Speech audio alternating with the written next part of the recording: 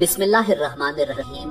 السلام علیکم ناظرین، اسلامی جمہوریہ پاکستان کو اللہ رب العزت نے بیش بہا نعمتوں سے نوازا ہے، جن میں عظیم ترین چوٹیاں، دیو کامت گلیشیئرز، قدرتی چشمے، خوبصورت جھیلیں، بل کھاتے دریا، ریگستان، معدنیات، جنگلات اور ہر طرح کے موسم شامل ہیں۔ جہاں اس ملک میں ہنزا اور نیلم جیسی حسین وادیاں اور ناگا پربت جیسی پراسرار چوٹی ہے، وہاں جگہ جگہ پھیلے بلند و بالا قلعے بھی ہیں جو نہ صرف ہماری تاریخ بلکہ ہماری ثقافت کا بھی اہم حصہ ہیں۔ ناظرین، آج کی ویڈیو میں آپ کو پاکستان کے 10 مشہور اور بڑے قلعوں کی تاریخ کے حوالے سے نمبر 1، شاہی قلعہ۔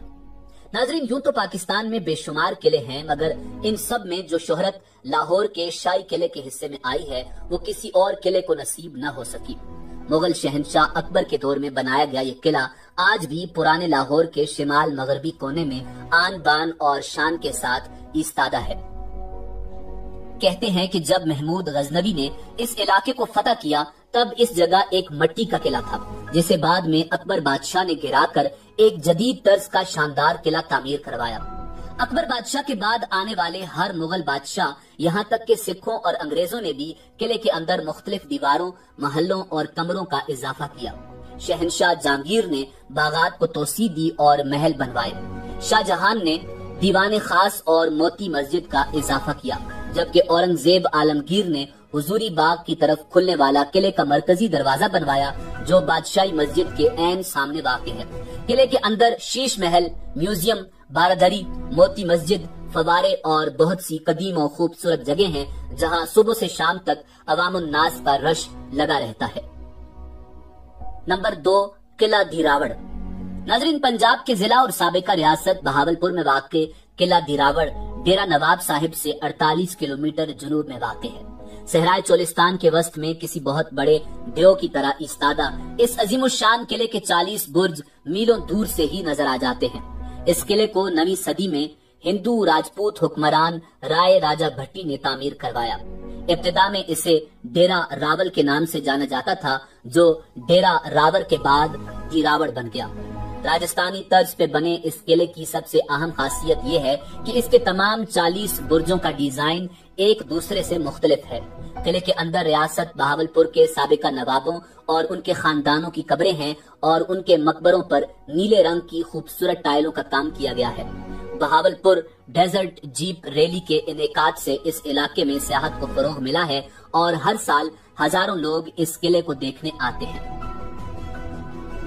Number 3، Baltit fort. ناظرین، گلگت بلتستان کی وادی ہنزا میں کریم آباد کے ایک گاؤں بلتت میں واقع بلتیت فورٹ پریوں کی کہانیوں میں موجود خوبصورت قلعوں جیسا منظر پیش کرتا ہے۔ پہاڑ کے اوپر واقع یہ قلعہ 650 سال پہلے بنایا گیا تھا، جسے وقت کے ساتھ ساتھ مرمت کیا گیا۔ 16ویں صدی میں جب یہاں کے شہزادے نے بلتستان کی شہزادی سے شادی کی تو وہ بلتی ہنرمندوں اور کاریگروں کو اپنے ہمراہ لائی تاکہ وہ اس قلعے کی تزئین و آرائش کر سکیں۔ 1945 میں میر ہنزا نے اس قلعے کو چھوڑ کر پہاڑ سے نیچے ایک اور قلعہ بنایا اور وہاں منتقل ہو گیا، جس کے بعد قلعے کی حالت خراب ہونا شروع ہو گئی اور اس کے منہدم ہونے کے خدشات بڑھ گئے۔ ہماری لاپرواہی نے اسے یونیسکو کی خطرے میں موجود عمارتوں کی فہرست میں لا کھڑا کیا۔ آغا خان ٹرسٹ اور لندن کی رائل جیوگرافیکل سوسائٹی کے اشتراک سے اس کی مرمت کا کام شروع کیا گیا، جو 1996 میں ختم ہوا اور اس قلعے کو ایک عجائب گھر کی شکل دے دی گئی، جسے بلتت ٹرسٹ چلا رہا ہے۔ اس قلعے کے لکڑی سے بنے دالانوں سے سورج غروب ہونے کا منظر دیکھنے سے تعلق رکھتا ہے۔ نمبر 4، قلعہ بالا حصار۔ ناظرین، افغانستان کے راستے بر صغیر پر حملہ کرنے والے جنگجوؤں سے بچاؤ کے لیے پشاور شہر کے شمال مغرب میں بالا حصار کے نام سے ایک قلعہ بنایا گیا، جو آج پشاور شہر کی پہچان بن چکا ہے۔ بالا حصار فارسی زبان کا لفظ ہے جس کے معنی اونچے قلعے کے ہیں، کیونکہ یہ ایک بلند چٹان پر واقع ہے۔ اس کو یہ نام دورانی سلطنت کے سلطان تیمور شاہ دورانی نے دیا، جو اسے اپنی رہائش گاہ کے طور پہ استعمال کرتا تھا۔ یہ قلعہ اتنا پرانا ہے جتنا کہ پشاور کا شہر۔ قلعہ کی زمین سے مجموعی بلندی 92 فٹ ہے۔ اس کی دیواریں پختہ سرخ اینٹوں سے تعمیر کی گئی ہیں۔ دوہری دیواروں والے اس قلعہ کا کل رقبہ 15.25 ایکڑ رقبہ پر محیط ہے۔ जबकि इसका अंदरूनी रकबा 10 एकड़ बनता है। एक पुख्ता सड़क बल खाती हुई किला के अंदर तक जाती है। इस किले को कई बार मिस्मार और तामीर किया गया। 2005 के जलजले ने इसको शदीद नुकसान पहुंचाया, मगर बाद में इसकी मुरम्मत कर दी गई। इस किले से आप पेशावर शहर के खूबसूरत नजारों का लुत्फ ले सकते हैं, मगर आजकल ये किला फ्रंटियर कांस्टेबलरी के पास है। नंबर 5, किला अटक। नाजरीन, मुगल शहनशाह जलालुद्दीन मोहम्मद अकबर का तामीर करवाया गया किला अटक खोर्द के मकाम पे दरियाए सिंध के किनारे वाक़ है। अकबर आजम को इस किला की तामीर का ख्याल उस वक्त आया जब वो अपने सौतेले भाई मिर्जा हकीम, काबुल का गवर्नर जिसने पंजाब पर हमला किया था, को शिकस्त देने के बाद काबुल से वापस आ रहा था। उस वक्त अकबर आजम ने इस इलाका की दिफाई अहमियत के पेश नजर किला तामीर करने का हुक्म दिया। साल 1812 में मुगलों को हराकर सिखों ने इस पर कब्जा कर लिया। 1842 तक ये किला सिखों के पास रहा, जिसके बाद 1947 तक ये अंग्रेज सरकार के जेरे इस्तेमाल रहा।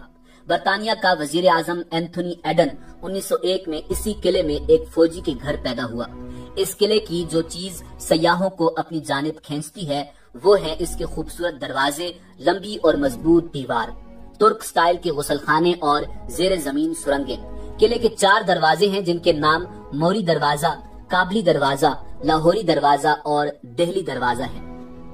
नाजरीन, नैब और स्पेशल सर्विसेज ग्रुप के जेरे इंतजाम इस किले में बहुत सी मशहूर और मारूफ शख्सियात ने कैद काटी है, जिनमें पाकिस्तान के मुतअद्दिद सियासी रहनुमा और वज़राए आजम भी शामिल हैं। नंबर 6, कोट डीजी का किला। नाजरीन, कोट डीजी के आसार कदीमा सूबा सिंध में कौमी शाहराह के किनारे खैरपुर शहर से जुनूब की तरफ 15 मील के फासले पर वाक़ है। इस मदफून शहर के 2 हिस्से हैं। एक हिस्सा किला के अंदर है जिसमें हुक्मरान तबकात रहते थे, जबकि दूसरा हिस्सा किला के बाहर है जिसमें दस्तकार लोग रहते थे। कोट डीजी की खुदाई में आबादी की कुल 16 सतह मिली हैं।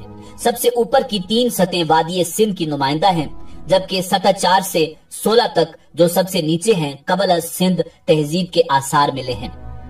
उस कदीम दौर में एक किला भी मिला है जिसमें तवील अरसे तक एक मुनज़्ज़म उम्दगी से तरतीब दिया हुआ शहर आबाद रहा है। रोड़ी हिल्स के दामन में वाक़े ये किला 1790 में तालपुर खानदान के हुक्मरान मीर सोहराब ने बनवाया था। Number 7, Altit fort. नाज़रीन, हुंजा की शाहाना वजाहत का अक्तास अलतित फोर्ट दरियाए हुंजा के किनारे बालाई करीमाबाद में वाक़ है। अलतित किले को मीर ऑफ हुंजा ने हमसाय रियासत नगर के मीर पर अपनी ताकत और अजमत की धाक बिठाने के लिए तामीर करवाया था और तकरीबन 11वीं सदी से इसी तरह कराकुरम के पहाड़ों पे शान शौकत से विराजमान है। इस किले की एक अहम बात यह है कि इसने न सिर्फ कई बैरूनी हमलों का मुकाबला किया, बल्कि ये जलजलों में भी अपनी जगह से 1 इंच न सिरका। अलतित किला और खास तौर पर किले का शिकारी टावर तकरीबन 900 साल पुरानी जगह है। यूं ये गिलगित बल्तिस्तान में सबसे कदीम यादगार है। पाकिस्तान के दूसरे किलों की तरह अलतित फोर्ट भी टूट फूट का शिकार था, मगर हाल ही में आगा खान ट्रस्ट बराए तारीखो सकाफत और हुकूमत नार्वे की मदद से बहाल किया गया। इसमें लकड़ी के छोटे कमरे और हिस्से हैं जिन पर उम्दा कशीदाकारी की गई है। जापान ने पुराने गांव और इर्द गिर्द की तरक्की, तजीनो आराइश में अहम किरदार अदा किया है। अलतित किला 2007 से अवाम के लिए खुला है। नंबर 8, किला रोहतास। नाजरीन, जिला जहलम की तहसील दीना में वाक़ शेर शाह सूरी का तामीर करदा किला रोहतास 948 हिजरी में मुकम्मल हुआ, जो सतह मुर्तफे पोटोहार और कोहिस्तान नमक की सरजमीन के वस्त में तामीर किया गया है। इसके एक तरफ नाला कस, दूसरी तरफ नाला घान और तीसरी तरफ गहरी खाइयां और घना जंगल है। शेर शाह सूरी ने यह किला गखड़ों की सरकोबी के लिए तामीर किया था। गखड़ मुगलों को कमक और बर वक्त इमदाद देते थे, जो शेर शाह सूरी को किसी तौर गवारा नहीं था। जब ये किला किसी हद तक मुकम्मल हो गया तो शेर शाह सूरी ने कहा था कि आज मैंने गखड़ों की पीठ में छुरा घोंप दिया है। नाजरीन, इस किले के ऐन सामने शेर शाह सूरी की बनाई हुई जरनैली सड़क गुजरती थी, जो अब यहाँ से 5 किलोमीटर दूर जा चुकी है। दूसरे किलों से हटकर किला रोहतास की तामीर छोटी ईंट के बजाय देव हैकल पत्थरों से की गई है। इन बड़े बड़े पत्थरों को बुलंदियों पर नस्ब देखकर अकल दंग रह जाती है। एक रिवायत के मुताबिक इस किले की तामीर में आम मजदूरों के अलावा बेशुमार बुजुर्गाने दीन ने भी अपनी जिस्मानी और रूहानी कुव्वतों समेत हिस्सा लिया। इन रिवायात को इस अमल से भी तकवीयत मिलती है कि किले के हर दरवाजे के साथ किसी न किसी बुजुर्ग का मकबरा मौजूद है, जबकि किला के अंदर भी जगह जगह बुजुर्गों के मकाबिर फैले हुए हैं। किले के 12 दरवाजे हैं जिनकी तामीर जंगी हिकमत अमली को मद्देनजर रखकर की गई थी। किला रोहतास का सबसे काबिल दीद, आलिशान और नाकाबिल शिकस्त हिस्सा इसकी फसील है।